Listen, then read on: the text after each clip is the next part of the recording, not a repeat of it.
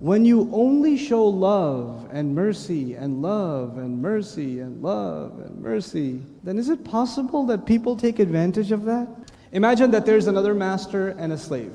The master says, look, you're my slave, but I don't want you to do all kinds of work. I have very little requirements. All I want you to do is, here's a fence. It's not even a fence, it's just a line with chalk. Just don't go on the other side of it. Just stay on the inside, don't go on the outside. Inside this line, do whatever you want. Just don't step outside this line, that's all I'm asking. So the slave is basically free, but inside a circle. It's a pretty wide circle, it's like a few acres. Okay, so he can do whatever he wants. So one day he's going, and the slave is kind of close to the line, and he slips.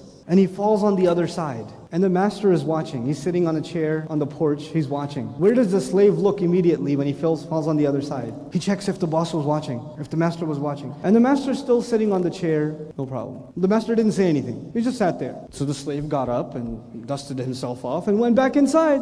The next day, the slave he was near the fence and he pretended to fall. And he looked again, and the master's still sitting in his chair. He didn't say anything. The next day, he stopped pretending. He just put one foot on the line and checked. And the master said nothing. Pretty soon, he's walking, one foot on the outside, one foot on the inside. A few months go by, and he spends most of the time on the outside. And every once in a while, he checks in with the master. Hey, how you doing? And the master's like, no problem, living a happy life. Then one day, the master calls him. Hey, come here. Okay, he comes there, he goes, remember when we first met? I told you don't cross that line. He goes, yeah, you told me, I remember that. You started crossing it. You did it by mistake once, but then you started doing it pretending to make a mistake, but you were doing it on purpose. And then you started doing it more and more, and then you started spending most of your time on the other side of the line. And I've been keeping record. I didn't say anything to you, but I've been keeping record. And here's the record. You crossed the line 5,680 times. I'm going to whip you for each of those today. You know what that is? That is a master saying, you took advantage of my mercy, and you forgot that I have a right to judge you. I will show you mercy, so long as you don't try to take advantage of me. You don't try to make a joke out of my guidance. But I'm not really talking about a master and a lion in the circle, in the lawn. I'm not talking about that, am I? I'm talking about us and Allah. So if you only have Ar-Rahman Ar-Rahim, then people will take advantage. And so Allah says, not just Ar-Rahman Ar-Rahim, He puts us back in check. He says, Maliki Yawm Edeen. He's the master of the day of judgment. Now this is the easy translation, master of the day of judgment. I'll talk to you a little bit about it because there's so much more we have to cover tonight. The word Malik, actually I'll talk to the word Malik later. I'll talk to you about justice first. Allah says He's the master of the day of judgment. Judgment here is deen. Deen in Arabic actually means precise dealing, accurate dealing. They say in Arabic, كَمَا تَدِينُ تُدَانُ. The way you deal with someone, that's how they will deal with you. In other words, this is an ayah about dealing with you with justice. What we are learning in this ayah is a very powerful philosophy of Islam. You only have two ways that you will be dealt with on Judgment Day. There's only two possibilities. Either you will get Allah's love and mercy, or you would get Allah's justice. Allah did not say you will either get mercy or punishment. That's not what I'm saying. Allah did not say either you will get mercy and love or anger. That's not what I'm saying. I'm saying you will either get love and mercy on the one hand, and what's the bad option? Justice. Justice. You have to understand what that means. Traveling in the United States, sometimes I think about the ayat in strange ways. When you travel, you go through security, like the early 2000s, like 2002, 2003. There was really tight security in American airports. They make you take your shoes off, they make you take your jacket off, belt, watch, everything, and they go through everything, and they give you a pat down, all of this stuff, right? So one day, I'm traveling at the airport, and the security officer looks clearly tired. He's just like, so I go through the little bar thing, I go through it, and he doesn't stop me. He doesn't say, sir, could you step to the side? I'm going to give you a special Muslim treatment. He doesn't do that. I was confused. He didn't stop me and check me extra. So I just did this.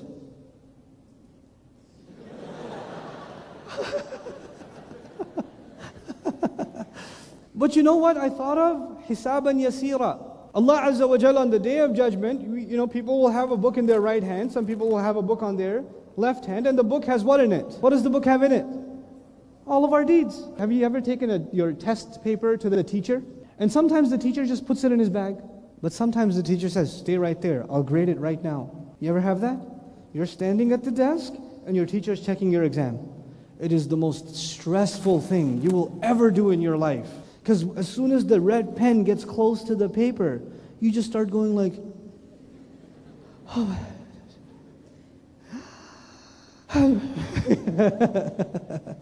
Azza wa Jal, even if He gives you the book in the right hand, just because you have the book in the right hand doesn't mean it's been graded yet. You have to open the pages and check the assignment. And if you're like me, I'm thinking maybe I should bookmark it.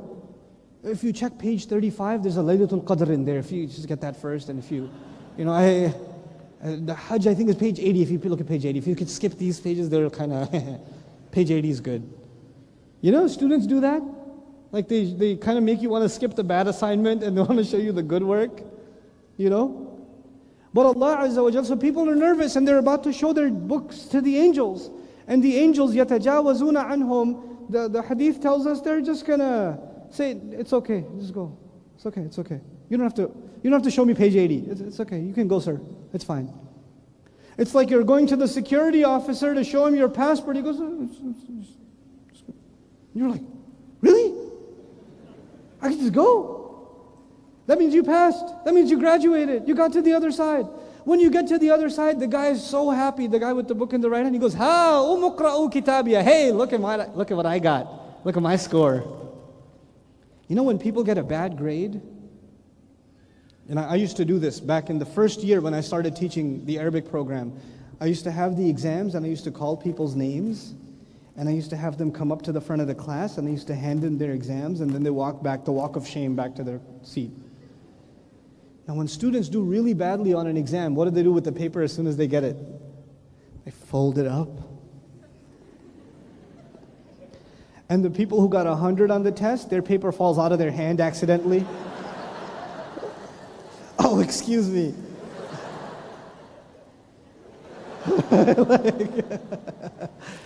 The guy who got through security on Judgment Day says, "Hey, check out my book.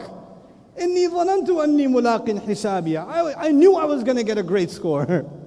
I knew I was going to meet my reward. Subhanallah. Now the guy on the left hand, the guy's got a book in his left hand, and the Quran describes وَرَاءَ ظَهْرِهِ, behind his back.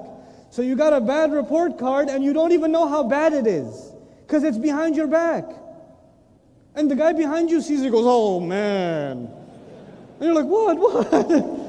I can't see it. Now they show their book. And are the angels going to say, no, it's okay, just go? No, they're going to open that book. They're going to go line by line. And the Prophet described, sallallahu alaihi wasallam, إِنَّهُ مَنْ سُئِلَ يَوْمَ الْقِيَامَةِ فَقَدْ هَلَكَ. Someone who got asked even once on Judgment Day is done. If you get asked even once, in other words, if the angel stops you and says, "Sir, excuse me, let me see that book for a second." What is that? What is that on Thursday? Where were you? What is that place? What is this club here? What is that substance you're drinking?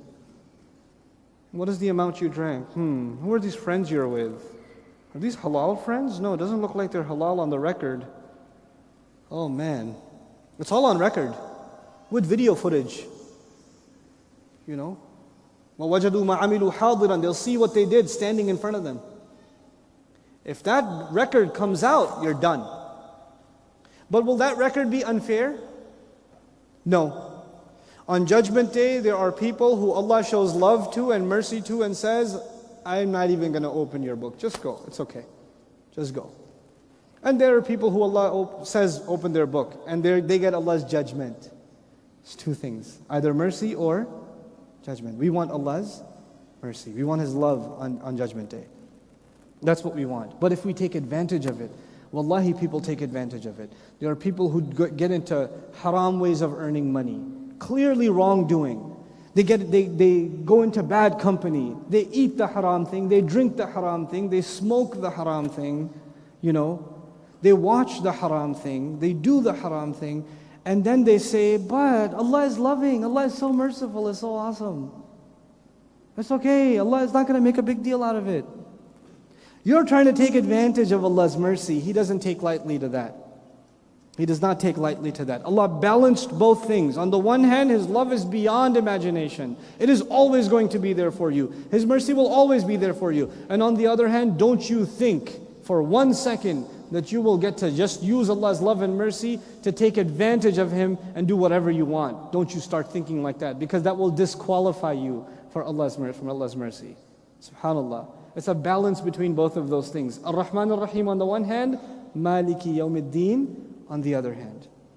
Now I'm not going to go into more detail tonight with these three ayat, but I will tell you this. This is now we're getting to my favorite part of this session. These three ayat, Alhamdulillahi Rabbil Alameen, Ar-Rahman Ar-Rahim, and what? Maliki Yawm Edeen, are the most complete introduction to Allah in the Quran. What every human being needs to know about God is in these three ayat. That's all you need. That's all you need. Somebody says, what is your God in Islam like? What do you believe about Him? You just need three ayat of Fatiha. The first thing He told us about Him is He deserves praise and thanks. The second thing He told us about Him is that He's our master. The third thing He told us about Himself is like He's not like any other master. He has extreme love for you, extreme mercy for you. And the last thing He told us about Himself is just don't think His extreme love and mercy can be taken advantage of. He will deal with some people justly if they do wrong to Him. If they continuously do wrong to Him. Subhanallah. It's enough. It's complete. But at the end of it all, what is the relationship we have with Allah? I told you this already. What's the primary relationship we have with Allah? That He is master. We are slave. That's the relationship. If someone truly understands this introduction to Allah, then necessarily they reach a conclusion. That conclusion is Iyaka na'budu. That is the conclusion. Iyaka na'budu.